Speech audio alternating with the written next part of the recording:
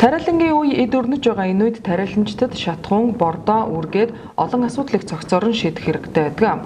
Төр хувийн эмчлийн хамтын ажиллагааг өргөжүүлэх, тариаламжид яавал үр тариагаа хамгаалах, чанарыг дээшлүүлэх, арвин ургац авах гээд анхаарах асуудал ихэ. Салбарын сайд тариаламжидтай тариан талбай дээр нь уулзаж танилцлаа. Тариалан эрхлэлэхэд сайн сортын үр мэдээж чухлаа. Тиймээс манай улсын эрдэмтэд дархан 144 сортын үрийг гарган авч, Дархан аймгийн тариаламжид энэхүү үрийг тариаснаар өндөр ургац авч байгаамаа. Түүнээс гадна импортын үрж ашиг шим ихтэй байгаамаа. Оросоос ирсэн өрний чанар бол одоо энэ ганц тэсвэртэй хүйтэн юун тэсвэртэй гэж байгаа. Энэ чанар бол сайн байна. Оросоо юу бол. Манай одоо олон жил тариалсан болохоор нөгөө өөрсдийнхөө үр бол арай нээсэн муу. Мөнхөрс суралт одоо юу бол өрн хийгдсэн.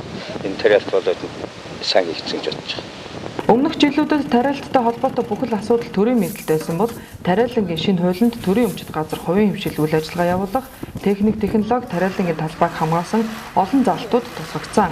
Түүнээс гадна услогаатай тариалан эрхлэвэл усны татвараас чөлөөлөх газраа 40-оос дээш жил эзэмших байгалийн хүчин зүйлээс шалтгаалж ургац алдсан тариаламжид тодорхой хэмжээний урамшуул авах гээд олон боломжийг нээж өгч байгаамаа.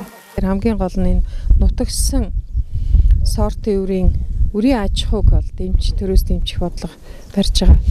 Ургамал газар тариалангийн хүрээлэнгээс одоо тархан 144-гээд олон одоо сортууд байгаа шүү дээ. Одоо сүүлийн үед энэ хатуулагч сайтай сувд сонтор гэдэг энэ сортуудыг бүтээсэн. Тэгээд энийг үржүүлэх асуудал дээр нь тусгайлан бас дэмжиж, энэ дээр бас энэ дотрын хөнгөлт дэмжлэг одоо зээлэнд хамруулах гэдэг энэ олон арга хэмжээнүүдийг авах зүйтэй гэж үзэж байгаа. Тэгээд танай хаваасаа их давуу тал нь болохоор энэ дархны ургамал газар тариалангийн хүрээлэнгийнхээ эрдэмтдтэй ойрхон үрийн аж ахуйн тэгээд эргэн тойрон энэ тариалангийнхаа бүсийн яг голд байж байгаа гэдгээр их давуу тал байгаа. Тэгэхээр энэ дээр бас тусгайлан та бүхэн саналууд байна уу? Тэр санал одоо төсөл байвал бас бид нар руу хандхад болно. Энэ үрийн аж ахуй дээр бол тусгайлан дэмжих зүйтэй гэж байна. Тариалангийн тухай хуулинд тариаланчийн технологийн талаар мөрдөх нэг томоохон арга хэмжээнд үрийн аж ахуй үрээ тогтмол шинжилж байх гэсэн заалттай байгаа. Тэгэхээр зэрэг үрийн аж ахуйнуудаа хөгжүүлээд эрдэмтдийн шинжилгээний байгууллага үрийн аж ахуй за тариалангийн аж ахуйн хоорондын эрдэмтдийн шинжилгээ бизнесийн үйл ажиллагааг дэмжих ийм асуудал бид бүхний төлөвлөгөөнд орсон явж байгаа. Тэгэхээр үрийн аж ахуйнуудаа бид хөгжүүлнэ. Зориуд нэр дурдж хэлэхэд дархан тооромт компани бол энэ дээр илүү санаалцтай ажиллаж байгаа. Дархан аймгийн хонгор сумын хувьд 32.5 га талбайд тариалалт эрхэлдэг ба 98-аас 99% нь бүр ашигладаг байна. Тариалан эрхлэлтийн бас нэг чухал асуудал бол хөрс, салхины илэгдлээс олж хөрс их хэмжээгээр илэгддэг.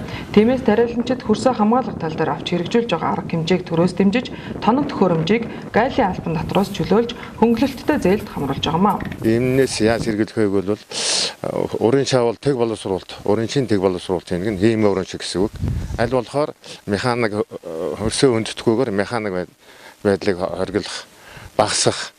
Дараагийн дугаарт зурвсан тариалтыг илүү их. Одоо толгойгоо зурвсал тариална гэсэн үг. Одоо энэ зүгээр тавьсан ингээд ингэж тариалвал салхины хэрэгдэл хамаагүй байгаа. Дараагийн дугаарт л хөрсөө бордох.